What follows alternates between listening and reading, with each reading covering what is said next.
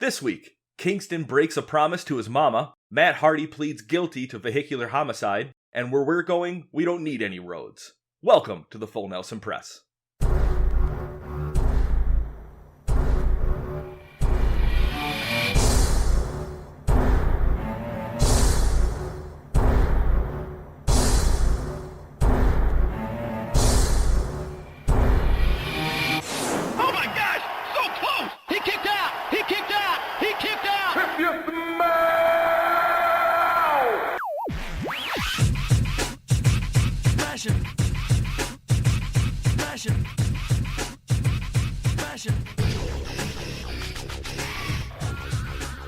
Hello everyone and welcome to the Full Nelson Press. My name is Brandon Kirkpatrick. I'm here with my co-host Peter O'Brien. You can find him on Twitter at MVP360. You can find myself on Twitter at JohnnyJONNY_Tango. And of course you can follow the Full Nelson Press on Twitter at TFNP.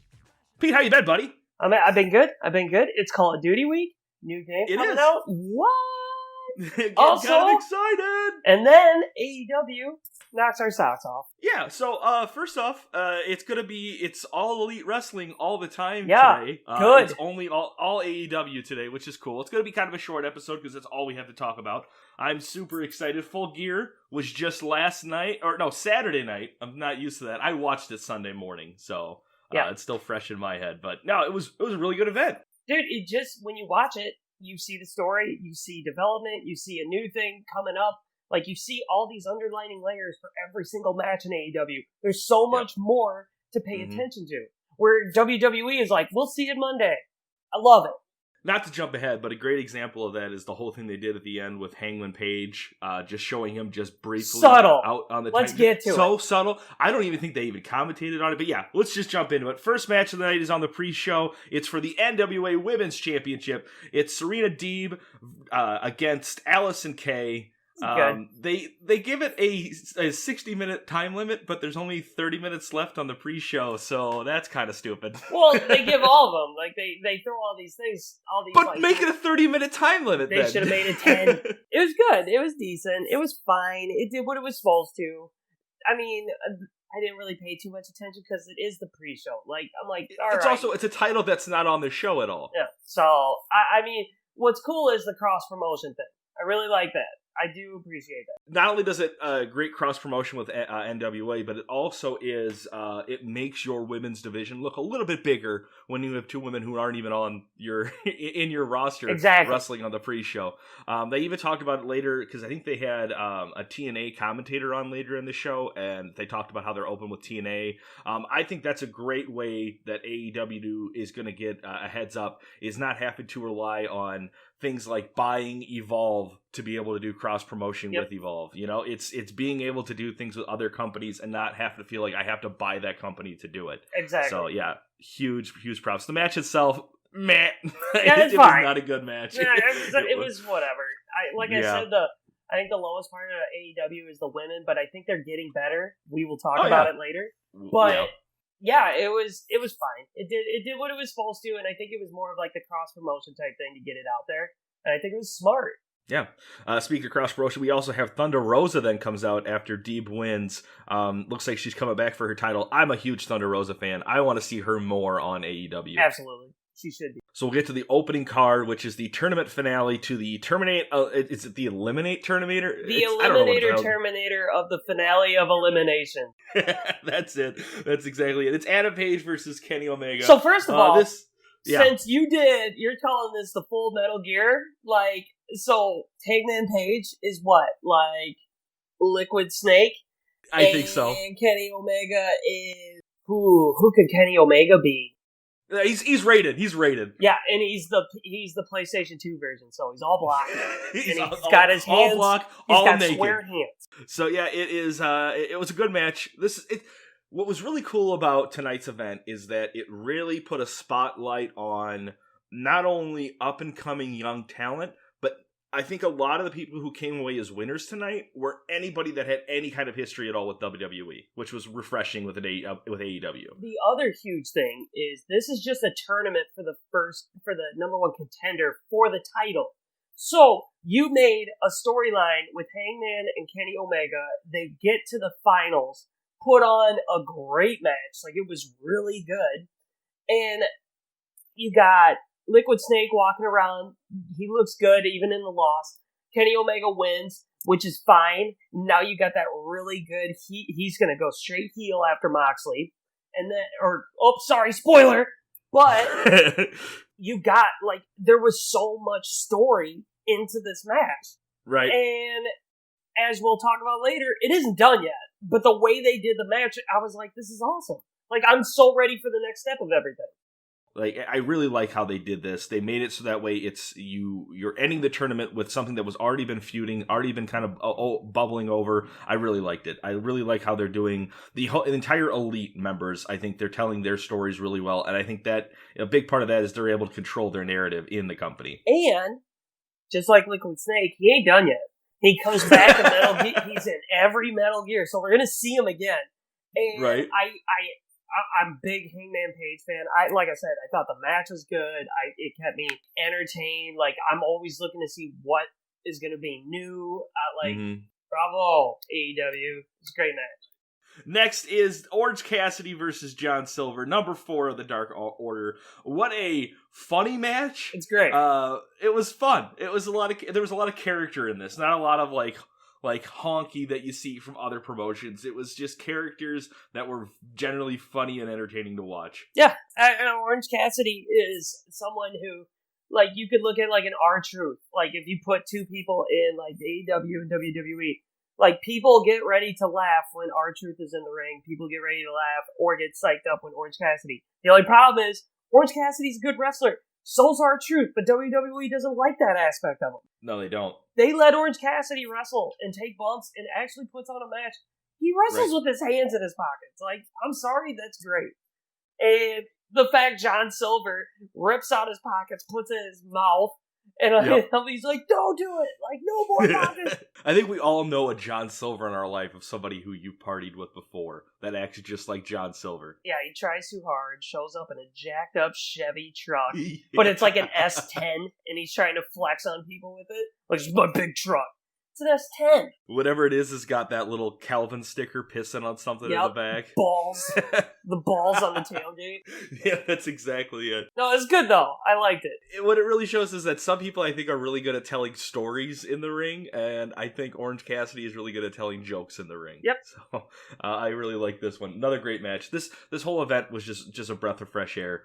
Next is the TNT Championship match. Cody Rhodes puts his title on the line against Darby Allin, and Cody, he gets his name back. He's now Cody Rhodes. Yep, bravo. This match was great. Like, this really put over Darby Allin. And I was talking to my one buddy, and I was like, dude, you know what Darby Allin should be? He should be an extra in Tony Hawk, like, as a downloadable character. Are we wrong? There's a lot of people who make him as their characters in the game. Special should be like, if you do, like, the acid drop into a bowl, you just cough and drop and fall on your back.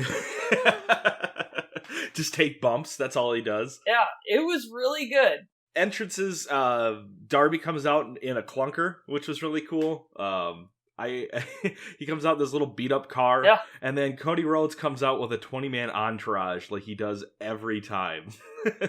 It's like every stockholder gets to come out with Cody Rhodes, which I'm okay with. Like, I'm sorry, WWE missed out on Cody Rhodes so hard. He's a main event talent. He's a star.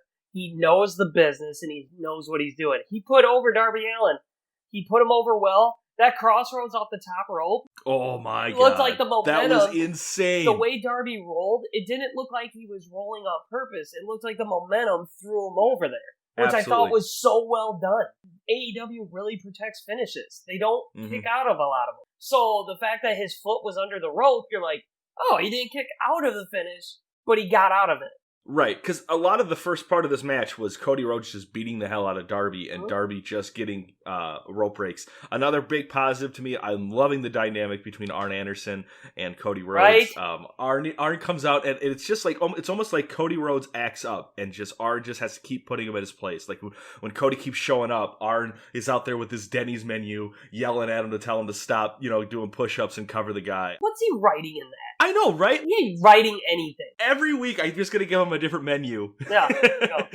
Cody loses. It was just because of a bunch of repetitive roll-ups, I think is how it finished, Yeah. which was great. It didn't hurt anybody, and I liked it. And it was in a world full of people just hating on roll-ups. It was kind of a refreshing, different way to do it, and you don't see it that often in this company. No, that's what I was about to say. Like, they don't do it all the time. So the fact that he actually caught him, like, I was watching, and a surprise roll-up should just be like, whoa, what just happened? Where in WWE, we're like, yeah, that's his finisher. That, like, came out of nowhere. Like, and he caught him, and I was just like, what? I was like, that's awesome. Good for you, Darby. So after the match, Cody hands Darby the title, and then Tazz comes out to just kick dirt and have his two guys, Brian Cage, and I don't know who the other guy is. I couldn't get his name. Dude, we've seen him a couple times. Tazz is great. I love him. Tazz is so good. And Brian Cage then comes out, destroys everybody, throws Darby through a cardboard box. I don't even know what it was. Right?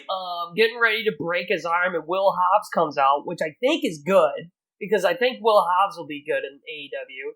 Whether he joins up with, like, Cody, or, hell, he can flip a switch and actually join Tazz, because those guys have been going at it for a while. Kind of like how they did with, like, Cedric. He could join up with Tazz's group. I think it'd be great. Tazz is allowed to say what he wants in AEW. And he comes off so mean. Like, I'm like, God, you're mean? Will you be nice? Right now, it almost feels like there's 4 different NWOs in AEW. Mm-hmm. And that, because it's not that they're overpowered factions. It's just, it's people who are like, hey, I kind of like this dude. We're friends now. I want to be a part of this faction. There's like 4 or 5 large factions going on in AEW. It really helps move things around. It's really good for storytelling if someone switches sides. It's done so well. It could be done, like, if WWE would have done something like this, of setting up just different, like, wrestling factions and wrestling families, they do it just so wrong. And I love how they're very smart with how they do their roster. And I think this was a huge thumbs up for them. Big thing, though, you said, like, the NWO. The difference with the NWO is everybody was in it. This is that you still have your, like, rogue people on their own. Like, you have the Elites, you have the Dark Order, you have Cody Rhodes' whole family tree, you have, you know, Eddie Kingston's group, like, those guys. And, like, but it's done well. It's done well in the sense that these guys are friends. Like, when I see old footage of NWO, it's Hulk Hogan and a bunch of guys out there laughing and buddying around as they're beating somebody up. I see that dynamic with all the factions. They're all just a group of friends that are all wrestling together, that all have the same ideals. I think it's great. I love it.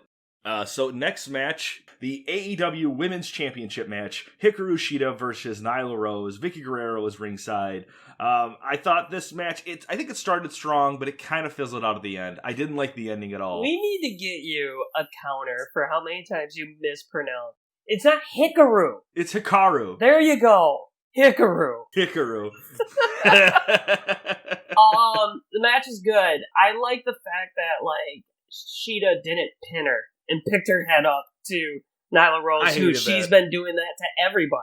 I love that little subtle thing. And the fact that she won, I like that too. Vicky Guerrero. It's pronounced Vicky, Pete. Vicky.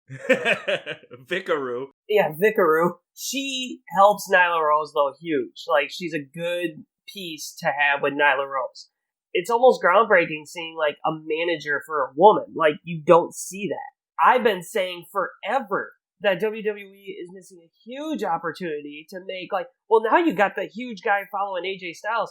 That guy should be with Sasha Banks as, like, her bouncer.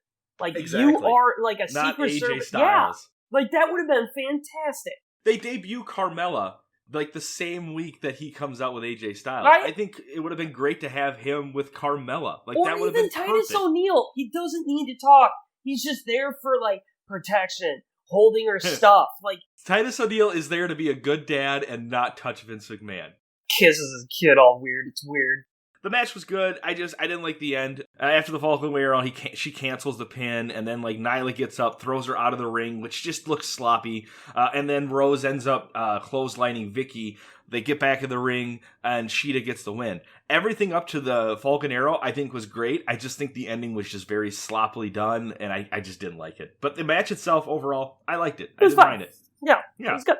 Next is the AEW Tag Team Championship match. The Young Bucks versus the champions, FTR. This was personally the match I was looking forward to the most. I haven't watched very much of the Young Bucks other than being on AEW, and when I see them, it's mostly like in like 8-man tag matches. So I was generally looking forward to seeing Young Bucks versus FTR, and they definitely delivered. I loved this match from beginning to end. The only thing I didn't like was that I think FTR should have kept the titles. This is super weird.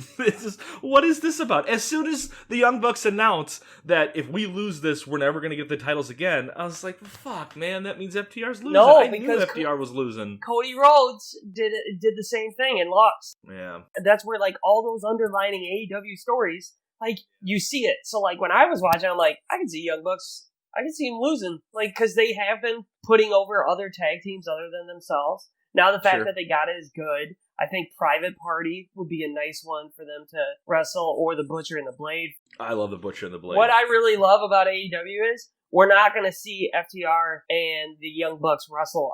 I don't think we're going to see them wrestle again. Like, they take a break. I don't want to see it back to back to back to back to back. Well, yeah, it's a feud. WWE looks at it as a program. Yeah. It's a 3-month program where, you know, we will see FTR, the Young Bucks, battle again. I'm really hoping we see Young Bucks and Omega taking on FTR with Paige in the future, but we don't need to see that now. I mean, let's be honest. When you see Young Bucks and you see FTR, or even, like, the Inner Circle, I'm sorry, if they were in it, Tito and Ortiz, they're super good. Private Parties, like, they're super young, but they're getting way better. Like, they have so much talent. It's awesome. If you invest in tag teams, you can invest in an amazing roster. Because now we have the Lucha Brothers are facing each other again this upcoming Wednesday. Yeah. Those are 2 tag team partners that are putting on 5-star matches, and they're setting it up like they're going to do it again. That's a great way to do it. That's not going to break up their tag team. And the thing is like, they were announcing it during the pay-per-view. Like, I want to tune into AEW. Where WWE, I always used to say, they need surprises. They need surprises. The problem is they've written themselves so bad and into such a hole. Now they kind of have to announce matches for me to come back. But the problem is then they go, all right, we're going to do what AEW is. We're going to announce. We're going to have Orton versus Drew McIntyre. And this might be the last time they ever fight for a couple weeks match. Well, I don't need to see it. But, like, the fact that these two have been taking breaks, but they're doing, like, their big second match is like, all right, that's neat. Let's do it. This pay-per-view ends, and then they announce Revolution as the next pay-per-view. I cannot predict to you a single match other than the main event to that pay-per-view. You have no idea. As soon as Survivor Series is over, I bet I can guess the whole entire card. Easily. That's just how predictable it is. But I bet you know what you can't predict. What's that, Pete? Just get it over with. No. I bet you can't predict. Never mind. Let's go on to the next one. You don't even know. Yeah, that's what I thought. Yeah, I don't even know. Yeah. No, you don't even know. So Omega comes out to congratulate the Young Bucks on winning their title. You get to see Adam Page just in the back corner of it. But the thing that's subtle about it is he there because he's too embarrassed to come out and celebrate with the Young Bucks? Or is he there to talk to FTR after their loss?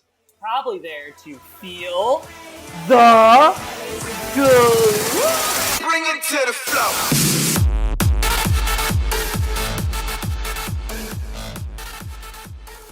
Next, I think was the lowest part of the night. Matt Hardy versus Sammy Guevara in an elite deletion match. Comical? I couldn't stop laughing. I hated this match. I hated it. The whole thing was stupid. I couldn't stop laughing. Dude, why can't Gangrel have his music? If that music would have hit while he's throwing Hurricane Helms, which, by the way, those two were great. Were they? Yeah, they were. It was entertaining. Let's be real, Matt Hardy isn't putting on, like, the Boneyard match. No, I'm not asking for the Boneyard match, but oh, man. Oh, it's funny. The drone at the beginning, couldn't stop laughing at. The fact Sammy was so worried about a golf cart, when all he had to do was walk out of it, it's not like the doors lock on that idiot. Just get out. Then the match, like, a lot of people, like, the whole calling Private Party, and they were like, yeah, we'll be there. And then they just show up, like, there, and they're like, hey man, we're here. And they get out of the car. It was like the ending to Get Out with the security guard. The worst part was JR trying to call the match. And you could hear JR he was lost. He was just like, I don't even know what's going on. Right. Oh, they got fireworks now. They shot fireworks at each other. It's the biggest improvement that I think AEW needs. I hate the entire commentating table. I don't like any of them. It's false. The one thing that they in the main event. They're just reading off commercials during the whole match. No, they're weren't. Yes, they were. Not during the match. Nice try. Yes, they were. Talking about how you could buy barbecue sauce here. You could get these t-shirts here. Go back and watch it, dude. You'd rather have Michael Cole. I would rather have Michael Cole than any of those three. I would rather have Michael Cole than JR today. Get out of here. JR needs to stop commentating. You need to watch during the week when you have Jericho on there. And oh my god, it is phenomenal. Yeah, absolutely. I would definitely have commentary with Jericho on there. Hell yeah, bring it on. But I just don't like AEW's commentating team at all. The only problem is JR's never seen a TV show. It was almost like he was watching Magnum PI and he was trying to commentate on it. Yeah, that was another one that he was saying. I don't know. Sometimes I think he says some things that are like borderline racist. Sometimes but I don't think he knows it. No, the fireworks was hilarious. That would have been a good time to feel the glow. Yeah, that was on you. You blew your load too early. Then they get into the ring. Matt Hardy goes through a table or whatever. Then they get into the garage, and Matt cracks Sammy's skull open. The lure of the fake matches is dead to me now. It really wasn't AEW's high point, but the Boneyard match was fine the first time. And if they would have walked away, but nope, when you tell someone they like it, they run it into the ground. Now, AEW hasn't done this a lot, but this one that I watched, not a fan. It was too long. It took forever. Sure. Absolutely. So compared to last show when we had Dexter Lumis and Cameron Grimes versus this one, which one did you like more? I'd probably do the Lumis Grimes, even though... Same here, yeah. I liked the people more in the other one. The Gangrel drop was cool. The Hurricane Helms thing was hilarious. It's funny because everyone's just like, oh, Sting's gonna be here, and then we get fucking Gengrel. Yeah, but it was fine. It all... everything else just took way, way, way too long. I was done. I was kind of checking out. The whole event was, I watched the pre-show and the entire show. That was almost 6 hours, close to over 5 hours of wrestling. I didn't need all that from AEW. This was way too long of a show. But who won this? I can't even remember. Matt won, yeah. Matt deletes Sammy, throws him through a trash can or something like that. Into a trash can. That's what it was. He twists the fates him, and then Private Party comes in with a trash can, which, by the way, they locked the door. No one could get in, but when the match ended, Private Party's like, sup? What's happening? We found the key! Yo, I got a garbage can. Let's go. Can this end the Sammy and Matt feud? Yeah, because I think so. Sammy should be fighting someone else at this point. Next, it's Chris Jericho versus MJF. If MJF wins, he's allowed in the inner circle. This match, I think it was kind of a slow pace. It was kind of weird seeing MJF trash talk like he didn't want to be Jericho's friend at some points. The fact he comes out in Jericho's coat and then he stands at the ring and looks at everybody and just flips everybody off. I'm just like, God, he is just the best. Big fan of MJF. And then he Eddie Guerrero'd him, and It was so great how it worked. And then they were like, yeah, we're buds now. And Jericho's like, I'm cool with it. It's some things just didn't make sense. I think what they're planning on doing is MJF joining them. I think he's going to first turn on Wardlow, is my guess. I think Wardlow and him are going to turn on each other.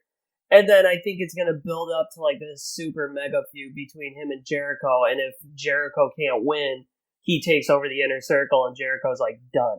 Which I think would be a passing of the torch. I think that would be so smart.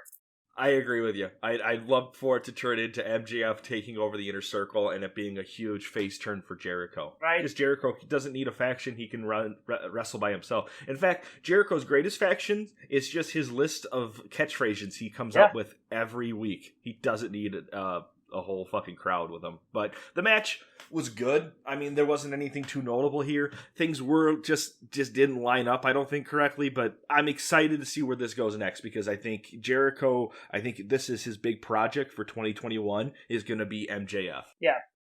Next is the main event, the I Quit match for the AEW Championship, Jon Moxley versus Eddie Kingston. Man, This was a brutal match. It had everything. Barbed wire, thumbtacks, disinfectant, dick punches, everything. Backyard wrestling, Florida. It really was. That's what it felt like. Right. Renee Young's tweet thread, watching this, is the best.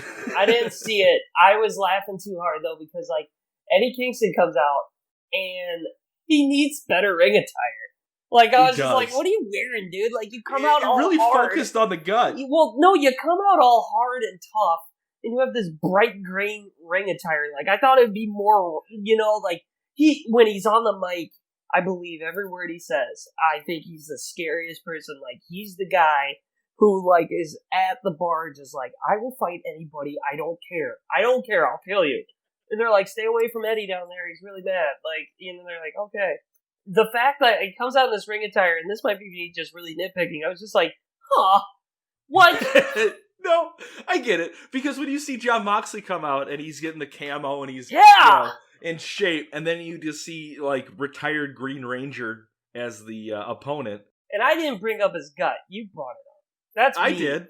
But I have a gut. I'm just saying, like, his ring attire didn't help. But then the fact of, like, this isn't even wrestling. This is just two guys who truly hate each other that I could really picture just fighting each other.